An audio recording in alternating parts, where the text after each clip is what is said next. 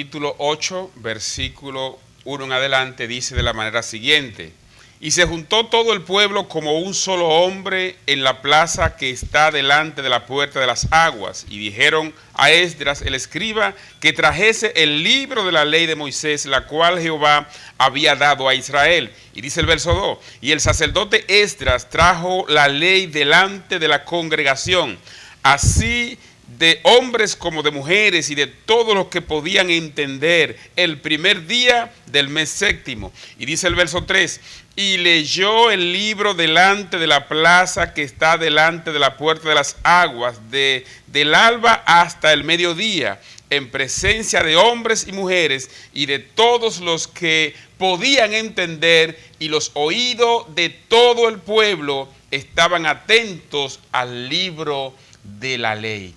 Pastor, aquí en Nehemías capítulo 8 aparece un episodio interesantísimo acerca de la influencia y del trabajo y la transformación que genera la palabra de Dios en el corazón de los hombres. Sabemos que Esdras, este escriba que vino de Babilonia cuando este pueblo estaba cautivo, pero Dios trató con Esdras en Babilonia, es decir, que aunque estaba en un pueblo pagano, había un remanente fiel que se mantenía adorando, que se mantenía escudriñando e investigando acerca de la palabra. Y Dios eligió a este hombre con un propósito, y el propósito es de traer o de volver al pueblo a la palabra de Dios. Y podemos ver que después que él regresa aquí a Jerusalén, entonces él une todo el pueblo. Y es interesante que el pueblo mismo trae el libro de la ley, y ellos aquí tienen un interés marcado ¿en qué? En escudriñar y en escuchar la palabra de Dios. Podemos entender que en todo esto es difícil que personas paganas, personas que no conocen de Dios, se reúnan a escuchar palabra de Dios. Por lo tanto, para que eso ocurra, debe haber un trabajo previo y un mover del Espíritu Santo. La Biblia dice que Él es que pone el querer como el hacer. Y según lo que podemos entender aquí, esa reunión y esa disposición del pueblo por hacerle caso y por escuchar la palabra de Dios, yo creo que es el mismo Espíritu Santo que empieza a mover, a transformar y a crear esa hambre y esa sed de su palabra. Así es, y esta palabra de Dios que fue leída, evidentemente hace referencia al libro de la ley de Moisés, que hoy nosotros lo conocemos como el Pentateuco en nuestra Biblia en castellano, o el Tagná, ¿verdad? La Torá, corrijo, en la Biblia hebrea. Estos primeros 5 libros que describen la historia, origen de la creación de la humanidad en el libro de Génesis, y que van en un desarrollo progresivo hasta ver la constitución de la nación de Israel en el Sinaí, con la ley que Dios le dio a Moisés luego de haberlo libertado de 400 años de esclavitud en Egipto. Y esta ley de Moisés era, que la constitución de la nación de Israel, donde Dios evocaba lo que Él esperaba de ellos y lo que Él les prometía a ellos. Y cada vez que se habla de la ley de Moisés, se está la expectativa de que el pueblo obedezca lo que dice la palabra del Señor para que pueda recibir la bendición que Dios ha prometido. Dios hizo un pacto con Israel, y ese pacto estaba fundamentado en la revelación que Dios le dio a Moisés y que éste dejó escrita en el libro de la ley de Moisés. Y algo importante, Misael, era que este pueblo estaba hambriento de la palabra del Señor, porque recordamos brevemente que esto ocurrió en el llamado período de restauración de la nación de Israel, luego de que ellos fueron llevados cautivos a causa de sus pecados, y luego de que Zorobabel y Josué años antes habían terminado la reconstrucción del templo, pero no así se había emprendido una campaña para dar a conocer la palabra de Dios tal y como Él la había revelado a Moisés. Así es, y es interesante, pastor, que como usted acaba de decir, el pueblo estaba prácticamente a espalda de Dios, a espalda de la palabra de Dios, y Y como la palabra de Dios es alimento, la palabra de Dios es lo que da fuerza, fortaleza, este pueblo estaba hambriento. Y cuando aquí ya completan una fase, y luego entonces, ¿qué hay de nuevo? Y dice que le trajeron el libro de la ley a Esdras. Pero para esto vemos que se prepararon primero, se preparó una tarima para hablarle a todo el pueblo. Y dice la Biblia que todo el pueblo estaba atento, estaba dispuesto, tenía un corazón abierto a recibir la palabra de Dios. Y es interesante, pastor, en estos tiempos nosotros como iglesia tenemos que entender que el Espíritu Santo es el que tiene el gran poder de convocatoria. Amén. El gran poder de convocatoria lo tiene el Espíritu Santo. Y el que puede generar ese mover en las masas, en las personas, y ese anhelo para que la gente se interese del Evangelio, se interese de su palabra, es precisamente el Espíritu Santo.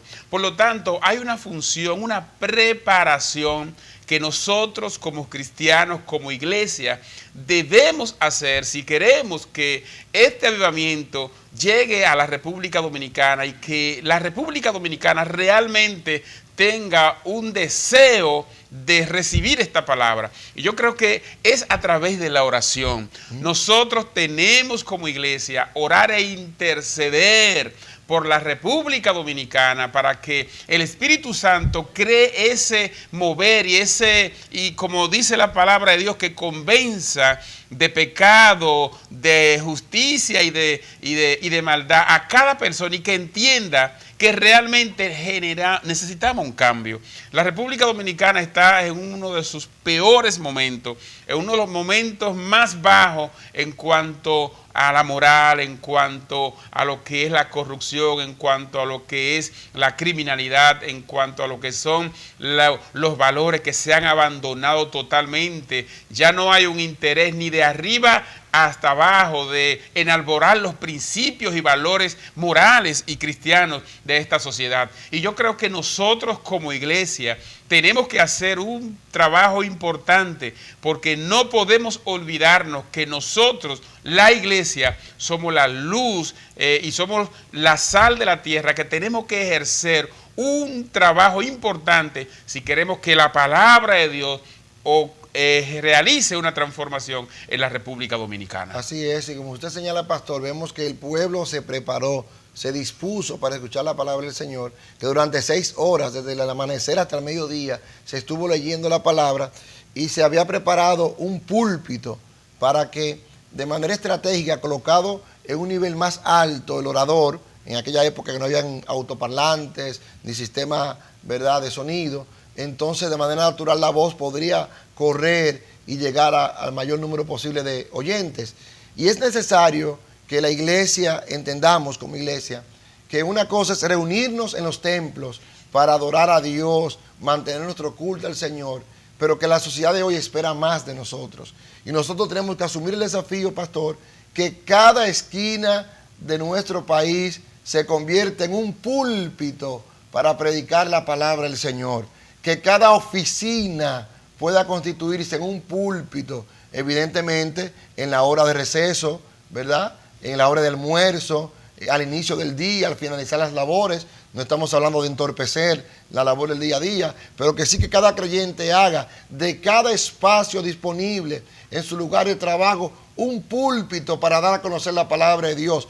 Que nuestros hogares, los hogares de cada dominicano, pueda constituirse en un púlpito para que la palabra de Dios pueda ser leída. Que cada escuela se constituya en un púlpito para que la palabra de Dios leída a las personas pueda, mediante la acción del Espíritu Santo, el Espíritu Santo, tomar esta palabra y hacerla viva, eficaz en el corazón de cada dominicano. Si es que queremos rescatar los valores de nuestra sociedad, tenemos que impulsar la lectura, predicación y obediencia a la palabra de Dios. Un elemento sumamente importante que también ocurre en esta exposición de la palabra es que había unidad. Dice el versículo 4, que el escriba Esdras estaba sobre un púlpito de madera que había hecho para ello, y junto a él estaba Matatías, Semanías, Uria, Hilcia y Masía a su mano derecha, y a su mano izquierda Pedaías, Misael, Malaquías, Jasón, Hasbán. Es decir, y dice que él estaba acompañado, indicando que había una unidad, había una coordinación entre los líderes, entre los escribas, en hacer y dar a conocer la palabra de Dios. Yo creo que nosotros tenemos, pastores, que estar hablando un mismo idioma. Así y es. nosotros como representantes de la iglesia en este país tenemos que unirnos con el propósito de evangelizar, de hacer que la palabra de Dios baje hasta cada dominicano, y que cada dominicano en este país tenga una disposición de realmente escuchar la palabra de Dios. Pero para ello tenemos que ponernos de acuerdo, tenemos todos que orar y hablar en todo a un mismo propósito, porque es realmente lo que quiere el Espíritu Santo. Y cuando nos unamos y todos tengamos el propósito de cumplir la gran comisión a la cual hemos sido llamados, yo sé que el Espíritu Santo va a empezar a actuar sobre los dominicanos, y va a haber un avivamiento y una acogida de su palabra como lo que estamos esperando. Así es interesante esto, pastor, porque lo importante no es quien hable, sino lo que se hable. Y tenemos que dejar a un lado el protagonismo, ¿verdad? Y si no soy yo el que hablo, entonces Misael no me va a apoyar, o si es Misael el que va a hablar, yo no lo voy a apoyar. Tenemos que dejar a un lado quién es el que va a llevar la voz cantante, sino que el que hable, hable de parte de Dios, que el que hable, hable conforme a la palabra del Señor. Y los demás nos ponemos a un lado, en señal de compañerismo, en señal de unidad, en señal de compromiso con la obra del Señor. Y va a ocurrir lo mismo que ocurrió aquí en Esdras, en Nehemías capítulo 8, que el pueblo respondió con un rotundo amén a la lectura de la palabra. El pueblo respondió con una actitud de agradecimiento, levantaron las manos, se inclinaron, adoraron al Señor. Eso es lo que produce la palabra del Señor. No la palabra del hombre, sino la palabra de Dios en boca del hombre y la mujer de Dios, que se comprometen a ser fieles al mensaje de las Escrituras, que se comprometen a dar por gracia lo que por gracia hemos recibido. Dios hará el milagro, y nosotros tenemos que orar para que cuando prediquemos la gente preste atención. Me llega a la memoria el hecho de cuando Pablo, ¿verdad?, y Silas en su segundo viaje misionero fueron allí a Filipos y fueron a un río donde se juntaba la gente a orar. Y dice la palabra en Hechos capítulo 16 que el Señor puso especial atención en el corazón de Lidia, es decir, movió el corazón de Lidia para que estuviera atenta a las palabras que Pablo decía. Y esa debe ser una oración de la iglesia. Señor, permite que tu Espíritu Santo toque el corazón de la gente para que ellos estén dispuestos a escuchar la palabra de Dios, porque un pueblo dispuesto a escuchar la palabra de Dios va a ser un pueblo bendecido por Dios, y será un corazón donde Dios pueda obrar libremente la vida de la persona. El protagonista del avivamiento y el protagonista de la palabra es el Espíritu Santo. Amén. Y todos debemos movernos alrededor de ese propósito, unirnos como un solo hombre, como un solo cuerpo. No importa, como dijo el pastor ahorita, quién sea que hable, sino que el propósito para el cual hemos sido llamados nosotros, y cuando digo nosotros, nos estamos refiriendo a todos los cristianos en la República Dominicana. No importa cuál esté al frente, porque no podemos seguir creando islas. A veces queremos hacer la obra, queremos predicar, pero queremos estar nosotros al frente. Y cuando otro está al frente, entonces no queremos apoyarlo. ¿Por qué? Porque ahí hay algún tipo de protagonismo. Pero el protagonista es Jesús, el protagonista es el Espíritu Santo. Y dice la Biblia que Él os guiará a toda verdad. No es fulano ni mengano. Quien nos va a guiar a toda verdad es el Espíritu Santo.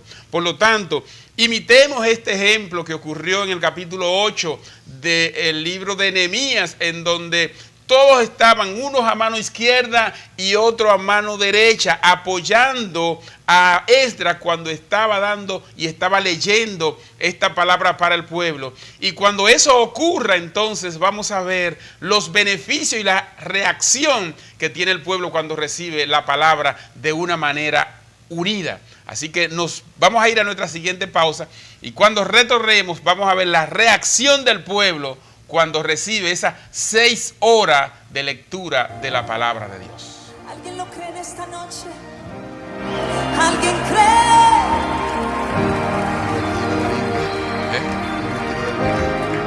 No hay temor, no hay dolor más grande que el gran yo soy.